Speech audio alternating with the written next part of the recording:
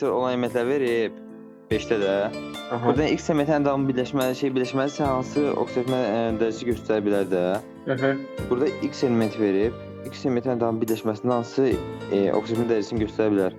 Burada sadəcə Yəni davamı qrupunu birləşmənin tapmalısın. iyonlaşma enerjisi daha çox olmalıdır da. Bəli, qrupunu tapmalısan Fərid. Birinci qrupa bax burada baxmalısınız ki, Bəli. qaba.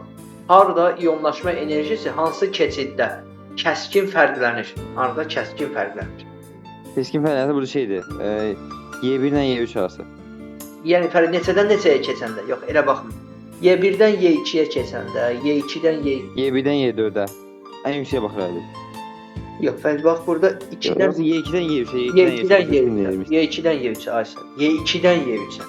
Uşaqlar bu nə deməkdir? Bax məsələn tutaq ki, deyirəm, iyonlaşma enerjisi atomdan bir elektron qoparmaq üçün lazım olan enerjidir də. Məsələn, bura atomun nüvəsidir. Məsələn, baxın bura. Bir var belə olsun. Bir də var belə olsun. Sizcə uşaqlar, buradan elektronu qoparmaq asan olar, yoxsa daxildən elektronu qoparmaq asan olar? Xaricdən.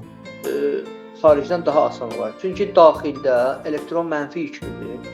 Nüvə də bilirik necə yüklüdür. Nüvə deməli protonun nüvəyə yük verən protondur. Nüvə proton neytrondan ibarətdir. Neytron yüksüzdür. Protonda müsbət yüklü olduğuna görə nüvə özü müsbət yüklüdür. Ətrafındakı elektronlar da mənfi yüklüdür. Məsələn, buradan elektronu qoparanda sərf olunan enerji, buradan elektronu qoparanda sərf olunan enerjidən az olacaq. Çünki daxilə doğru getdikcə o elektron nüvə tərəfindən daha çox cəzb olur.